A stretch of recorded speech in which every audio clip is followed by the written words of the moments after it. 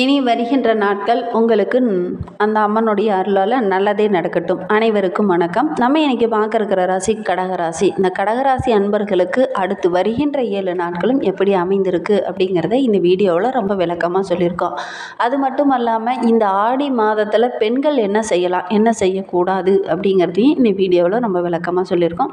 நிச்சயமாக இந்த வீடியோ ரொம்ப பயனுள்ளதாக இருக்கும். அதனால் வீடியோவை கடைசி வரைக்கும் பாருங்கள். நீங்கள் இப்போ தான் ஃபஸ்ட் டைமாக நம்ம சேனலை பார்க்குறதா இருந்தால் நம்ம சேனலை சப்ஸ்கிரைப் பண்ணிவிட்டு கூடவே இருக்கிற பெல் ஐக்கானையும் கிளிக் பண்ணிக்கோங்க. அப்போ தான் நாங்கள் போடுற ஒவ்வொரு வீடியோவுமே உங்களுக்கு நோட்டிஃபிகேஷனாக வரும்.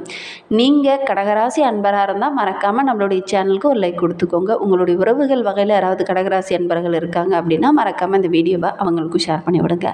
கடகம் அப்படின்னு சொல்லும்போதே அந்த ராசிக்குள்ளேயே ஒரு தனி சிறப்பு இருக்குது. என்ன அப்படின்னா ஒரு கம்பீரம், ஒரு தனி தன்னம்பிக்கை உள்ள ஒரு நபர் இந்த கடகராசி அன்பர்கள். எப்பவுமே மற்றவங்க விஷயத்தில் மற்றவங்கள சார்ந்து இருக்கக்கூடாது அப்படின்னு நினைக்கக்கூடியவங்க, தன்னுடைய உழைப்பால் முன்னுக்கு வரணும் அப்படின்னு நினைக்கக்கூடியவங்க, பாரம்பரிய தொழிலை செய்யணும்னு ஆசைப்படக்கூடியவங்க தான். ஆனாலும் அவங்க மூலிமா வரக்கூடிய உதவிகளை அதிகம் எதிர்பார்க்க மாட்டாங்க. அப்பா உதவி செய்வாங்க, அண்ணன் தம்பிக்கு உதவி செய்வாங்க அப்படின்னு பெரும்பாலும் இந்த கடகராசி என்பர்கள் எதிர்பார்க்க மாட்டாங்க. சந்திரனோட ஆதிக்கத்தில் பிறந்ததுனால தாய்ப்பாசத்துக்கு நிகரான ஒரு பாசத்தை கொடுக்கக்கூடிய ஒரு ராசி அப்படின்னா இந்த கடகராசியை சொல்லலாம். எல்லாருக்கிட்டையும் அந்த தாய்ப்பாசம் இந்த கடகராசி என்பவர்கிட்ட நிறையவே கிடைக்கும். நம்ம எல்லாருக்கிட்டையும் நாங்கள் பழகிறோம். ஆனால் ஒரு சிலரை மட்டும்தான் நம்மளுடைய மைண்டில் வச்சுட்ருப்போம். பெரும்பாலும் பார்த்திங்கன்னா அந்த கடகராசி அன்பர்களை அதிகம் மைண்டில் வச்சுட்ருப்போம். ஏன்னா அந்த அன்பு, தாய்ப்பாசத்துக்கு நிகரான ஒரு அன்பை கொடுக்கக்கூடியவங்க இந்த கடகராசி அன்பர்கள். எல்லா இடத்துலையுமே எல்லாருக்கிட்டையுமே ஒரு அன்பாக பேசக்கூடியவங்க, பழகக்கூடியவங்க இந்த கடகராசி அன்பர்கள். என்ன ஒன்று, ஒரு சில இடத்துல டக்குன்னு உணர்ச்சி வசப்பட்டுருவாங்க. இந்த கடகராசி அன்பர்கள் ஒரு வேலையில் இருக்காங்க அப்படின்னா அந்த வேலையில் இருக்கிறவங்களுடைய மேல் அதிகாரியோட அந்த மதிப்பை கொஞ்சம் குறைச்சிருவாங்க. ஏன்னா எதை போய் கேட்டாலும் அவங்கள கேளுங்க அப்படிங்கிற மாதிரி சொல்லிடுவாங்க. அது பார்த்திங்கன்னா ஒரு கடகராசி அன்பராக தான் பெரும்பாலும் இருப்பாங்க. சரி, இவங்களுக்கு வருகின்ற 7 நாட்களும் எப்படி இருக்குது அப்படிங்கிறத பார்க்கலாம். அதுக்கு முன்னாடி இந்த ஆடி மாதத்தோட சிறப்பு எப்படி இருக்குது அப்படிங்கிறத பார்க்கலாம். இந்த ஆடி மாதம் அப்படின்னாவே அம்மன் மாதம், அம்மனுக்குரிய மாதம் அப்படின்னு சொல்லுவாங்க. இது ஒரு திருவிழா மாதம் அப்படின்னு நம்ம பல பேருக்கும் தெரியும். ஏன்னா அம்மன் ஆலயங்களில் திருவிழா கொண்டாடக்கூடிய ஒரு மாதம். அது மட்டும் இல்லாமல் பெரும்பாலும் இந்த காலகட்டத்தில் பார்த்திங்கன்னா உங்களுடைய குலதெய்வ வழிபாடு செய்யக்கூடியவங்களாம் பெரும்பாலும் இருப்பாங்க. குலதெய்வம் மட்டுமல்ல, கிராம தேவதை என்று அழைக்கக்கூடிய உங்கள் ஊரில் இருக்கிற ஐயனாரப்பன், முனியப்பன் இந்த மாதிரி சாமிகளுக்கு பெரும்பாலும் இந்த மாதத்தில் திருவிழா நடத்துவாங்க. இந்த மாதிரி கிராம தேவதைகளையும் அம்மனையும் வழிபட்டு கூடிய ஒரு மாதமாக இந்த ஆடி மாதம் இருக்குது. இந்த மாதத்தில் பெண்கள் வீட்லேயும் சரி, உங்களுடைய குலதெய்வ கோவில் அல்லது அருகில் இருக்கிற அம்மன் ஆலயத்திற்கு சென்று தீபமேற்றி வழிபடுறது, வீட்லேயும் தீபமேற்றி வழிபடுறது ரொம்பவும் நல்லது. உங்களுடைய செல்வ செழிப்பை அதிகரிக்கும். அது மட்டும் இல்லாமல் உங்களுடைய வீட்டில் ஏதாவது சுபகாரியம் தள்ளி போயிட்டே இருக்குது அப்படின்னா இந்த ஒரு விஷயத்தை செஞ்சு பாருங்கள். வீட்டில் சுபகாரியம் டக்குன்னு அடுத்தடுத்து நடக்கக்கூடிய ஒரு வாய்ப்பு அமையும். சரி, நம்மளுடைய கடகராசி அன்பர்களுக்கு வருகின்ற நாட்கள் எப்படி இருக்குது அப்படிங்கிறத பார்க்கலாம். இந்த கடகராசி அன்பர்களுக்கு வருகின்ற வாரத்தை பொறுத்த வரைக்கும் நீங்கள் நீண்ட காலமாக ஒரு நிலுவையில் வச்சுருந்த ஒரு விஷயத்தை இந்த காலகட்டத்தில் செயல்படுத்துவீங்க. அதை டக்குன்னு செயல்படுத்தலாம் அப்படின்னு நினைப்பீங்க. அதை டக்குன்னு செயல்படுத்தவும் ஆரம்பிச்சிருவீங்க. ஓரளவுக்கு லாபத்தையும் இந்த காலகட்டத்தில் நீங்கள் எதிர்பார்க்கலாம். ஒரு சில நாளாக ரொம்ப நாளாக ஒரு திட்டமிடுதல் இருந்திருக்கும். நம்மளுடைய தொழிலை இந்த மாதிரி கொண்டுட்டு போனால் ரொம்ப சிறப்பாக இருக்கும், நல்ல லாபம் கிடைக்கும் அப்படிங்கிற மாதிரி யோசித்து வச்சுருப்பீங்க. ஆனால் சரியான திட்டமிடுதல் இல்லாமல் அதை விட்டுருப்பீங்க. ஆனால் இந்த காலகட்டத்தில் அதெல்லாம் கரெக்டாக செயல்படுத்துனீங்க அப்படின்னா ஓரளவுக்கு நல்ல முன்னேற்றத்தை எதிர்பார்க்கலாம். ஆடி மாதத்தில் போய் இதெல்லாம் விரிவுபடுத்தலாமா அப்படின்னு யோசிக்க வேண்டாம். ஆடி பெருக்கு உள்ள ஒரு மாதம். இந்த மாதத்தில் அதாவது சொல்லுவாங்களே ஆடிப்பட்டம் தேடி விதை அப்படிங்குவாங்கள்ல, இந்த மாதத்தில் போடக்கூடிய விஷயங்கள் இரட்டிப்பு பலனை கொடுக்கும். அது தொழிலாகட்டும், வியாபாரமாகட்டும், எல்லாத்துலேயுமே இந்த காலகட்டத்தில் கொஞ்சம் ஸ்டார்ட் பண்ணி வச்சிங்கன்னா ஓரளவுக்கு லாபத்தை பார்க்கலாம். பெருகி வரக்கூடிய ஒரு மாதம். அதனால தான் ஆடி பெருக்கு உள்ள ஒரு மாதம் அப்படின்னு சொல்லுவாங்க. சில பேர் இது பீடை மாதம் அப்படின்னு சொல்லி எல்லார் மனதிலையும் இது ஒரு போர்க்கள மாதம், இந்த மாதத்தில் எதுவும் செய்யக்கூடாது அப்படின்னு சொல்லி வச்சுருக்காங்க. அது பீடை மாதம் இல்லை, பீட மாதம். அதனால தான் இந்த மாதத்தில் செய்யக்கூடிய விஷயங்கள் இரட்டிப்பு பலனை கொடுக்கும்.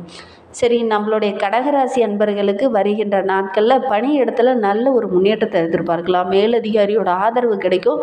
குடும்பத்தில் ஏதாவது சுபகாரியம் தள்ளி போயிட்டே இருக்குது அப்படின்னா அதெல்லாம் இந்த காலகட்டத்தில் நடக்கக்கூடிய வாய்ப்பு இருக்குது.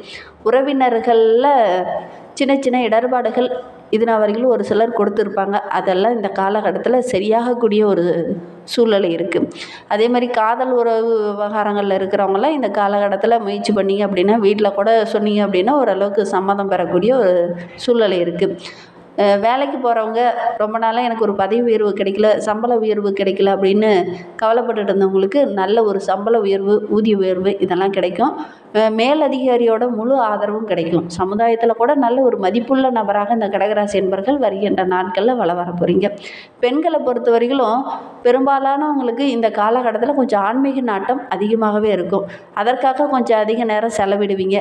ஏதாவது ஆன்மீக தலங்களுக்கு செல்வது, ஏதாவது கோயிலுக்கு யாத்திரையாக போகலாமா அப்படிங்கிற மாதிரி ஒரு எண்ணம் இந்த காலகட்டத்தில் இந்த கடகராசி என்பர்களுக்கு வரும். அதை செய்யவும் செய்வீங்க.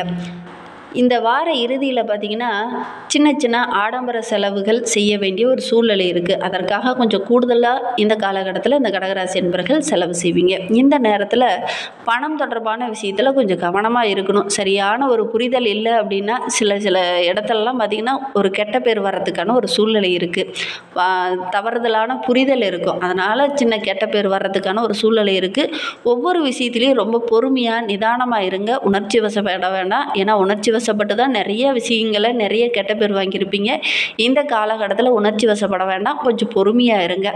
யாருக்கிட்ட பேசுகிறதா இருந்தாலும் பழகிறதா இருந்தாலும் கவனமாக இருங்க. குறிப்பாக நிதி சம்பந்தமான விஷயத்தில் ரொம்ப கவனமாக இருக்கணும். யாருக்காவது கடன் கொடுக்கறது, கடன் வாங்கிறது, இந்த விஷயத்தில் ரொம்ப கவனமாக இருக்கணும். இல்லை அப்படின்னா அந்த பணம் திரும்ப பெறத்துக்கு நீங்கள் படாத பாடுபட வேண்டிய ஒரு சூழ்நிலை இருக்குது. வண்டி வாகனத்தில் செல்லும்போது இந்த கடகராசி என்பவர்கள் ரொம்ப கவனமாக இருக்கணும். புது வண்டியில் போகிறீங்க அப்படின்னா ரொம்ப கவனமாக இருக்கணும். ஏன்னா இந்த காலகட்டத்தில் சின்ன சின்ன இடர்பாடுகள் வரக்கூடிய சூழ்நிலை இருக்குது. அதனால் ரொம்ப கவனமாக இருக்கக்கூடிய ஒரு வாரமாக இந்த கடகராசி என்பவர்களுக்கு வருகின்ற வாரம் அமைந்திருக்கு அப்படின்னு சொல்லலாம். கடகராசியில் பிறந்த 3 நட்சத்திரக்காரர்களுக்கு அடுத்து வருகின்ற 7 நாட்களும் எப்படி அமைந்திருக்கு அப்படிங்கிறத பார்க்கலாம். புனர்பூசம் 4ஆம் பாதத்தில் பிறந்தவங்களுக்கு வருகின்ற நாட்கள் விரயஸ்தானமான 12ஆம் இடத்துல குரு சஞ்சரிக்கிறதுனால அவருடைய பார்வை உங்களுடைய ராசிக்கு 4, 6, 8 ஆகிய இடத்துல உண்டாவதுனால அஷ்டமஸ்தானத்தில் சஞ்சரிக்கக்கூடிய ராகு சின்ன சின்ன பாதிப்பை கொடுப்பார். அதனால் கொஞ்சம் கவனமாக இருக்கணும். உடல் ஆரோக்கியத்தில் சின்ன சின்ன பிரச்சனைகள் வர்றதுக்கான ஒரு சூழ்நிலை இருக்குது. கவனமாக இருக்கிறது நல்லது. ஒரு சில இடத்துல எதிரிகளால் சின்ன சின்ன கெட்ட பேர் வர்றதுக்கான சூழ்நிலை இருக்குது. மற்றபடி வருகின்ற வாரம் ரொம்ப சிறப்பாகவும் நல்ல ஒரு செல்வாக்கு உயரக்கூடிய ஒரு வாரமாகவும் இந்த புனர்பூசம் நட்சத்திரக்காரர்களுக்கு அமைந்திருக்கு. பூசம் நட்சத்திரத்தில் பிறந்தவங்களுக்கு அடுத்து வருகின்ற 7 நாட்களும் அஷ்டமஸ்தானத்தில் சஞ்சரிக்கக்கூடிய சனி பகவான் வக்கரகம் அடைந்திருப்பதனால அவரால் ஏற்பட்ட பாதிப்புகள் உங்களை அதிகம் நெருங்காது. அதே நேரத்தில் குருவோடைய பார்வை அஷ்டமஸ்தானத்தில் கிடைப்பதனால அங்கே ராகு இணைந்திருக்கிறதுனால பாதிப்பு பெரிதாக இருக்காது. உடல் நலத்தில் சின்ன சின்ன பாதிப்புகள் வரக்கூடிய சூழ்நிலை இருக்குது. மருத்துவ செலவுகள் கொஞ்சம் வரக்கூடிய சூழ்நிலை இருக்குது. மற்றபடி வருகின்ற வாரம் ரொம்ப சிறப்பாக இருக்குது. ஒவ்வொரு இடத்துலையும் வேகமும் இருக்கணும், அதே நேரத்தில் விவேகமும் இருந்தது அப்படின்னா வருகின்ற வாரம் ரொம்ப மகிழ்வான வாரமாக இந்த பூசம் நட்சத்திரக்காரர்களுக்கு அமைந்திருக்கு. ஆயிலி நட்சத்திரத்தில் பிறந்தவங்களுக்கு வருகின்ற நாட்கள் உங்களுடைய முயற்சிகள் எல்லாமே வெற்றியாகக்கூடிய ஒரு நாட்கள் அமைந்திருக்கு அப்படின்னே சொல்லலாம். ஏன்னா புதன் வக்கரகம் அடைந்திருப்பதனால உங்களுடைய செயலில் கொஞ்சம் கவனமாக இருக்கணும். அவசரம் காட்டினீங்க அப்படின்னா சின்ன சின்ன இடர்பாடுகள் வரும். ஒவ்வொரு விஷயத்துலையுமே ரொம்ப கவனமாக இருக்கணும். குறிப்பாக நிதி சம்பந்தமான விஷயத்தில் ரொம்ப கவனமாக இருக்கணும். நிதி சம்பந்தமான தொழிலில் இருக்கிறவங்க ரொம்ப கவனமாக இருக்கணும். இல்லை அப்படின்னா சின்ன சின்ன விரயங்களை சந்திக்க வேண்டிய ஒரு சூழ்நிலை இருக்குது. ஏன்னா விரயஸ்தானத்தில் புதன் இருக்கிறதுனால செலவுகள் கொஞ்சம் அதிகமாகும். சில பேர்த்துக்கிட்டலாம் கடன் வாங்கிட்டு அந்த கடனை திரும்ப கட்ட முடியாமல் ஒரு சூழ்நிலை இந்த காலகட்டத்தில் ஏற்படும். ஒரு சிலருக்கு நகையை அடமானம் வச்சுட்டு அதை அந்த கடனை அடைக்க வேண்டிய ஒரு சூழ்நிலை இருக்குது. விரயஸ்தானத்தில் குருவோடைய பார்வை இருக்கிறதுனால சுகஸ்தானத்தில் உண்டாவதுனால உங்களுடைய எதிர்பார்ப்புகள் எல்லாமே இந்த காலகட்டத்தில் பூர்த்தியாகும். உங்களுடைய செல்வ செழிப்பு அதிகமாகும். இருந்தாலும் ஒரு இடத்துல ஒரு சின்ன கெட்ட பேர் வர்றதுக்கான ஒரு சூழ்நிலை இருக்குது. கொஞ்சம் கவனமாகவும் கொஞ்சம் புத்திசாலித்தனமாகவும் செயல்பட்டீங்க அப்படின்னா பெரிய பாதிப்பு எதுவும் வராது. இன்னுமே வாழ்க்கை ரொம்ப சிறப்பாக இருக்குது, ரொம்ப மகிழ்வாக இருக்குது. ஆடி அமாவாசை, ஆடி பௌர்ணமி நாட்களில் விரதம் இருந்து வழிபடுறது ரொம்பவும் நல்லது. சுமங்கலி பெண்கள் முன்னோர்களுக்கு தர்ப்பணம் கொடுக்கக்கூடாது. அதே மாதிரி சுமங்கலி பெண்கள் இந்த ஆடி அமாவாசையில் விரதம் இருக்கக்கூடாது. முன்னோர்களுக்கு சமைக்கும் போது விரதம் இருக்காமல் இருக்கிறது ரொம்பவும் நல்லது. இந்த மாதிரி பயனுள்ள தகவலை நீங்கள் தொடர்ந்து கேட்கணும் அப்படின்னு நினச்சிங்கன்னா நம்ம சேனலை சப்ஸ்கிரைப் பண்ணிவிட்டு கூடவே இருக்கிற பெல் ஐக்கானையும் கிளிக் பண்ணிக்கோங்க. அப்போ தான் நாங்கள் போடுற ஒவ்வொரு வீடியோவுமே உங்களுக்கு நோட்டிஃபிகேஷனாக வரும். உங்களுக்கு ஜோதிட ரீதியாக ஏதாவது சந்தேகம் இருக்குது, ஜோதிடர்கிட்ட ஏதாவது ஆலோசனை வேணும் அப்படின்னா டிஸ்கிரிப்ஷனில் ஜோதிடரோட வாட்ஸ்அப் நம்பர் கொடுக்கப்பட்டிருக்கு. அந்த நம்பருக்கு கால் பண்ணி முன்பதிவு செய்துக்கோங்க. தேங்க்யூ.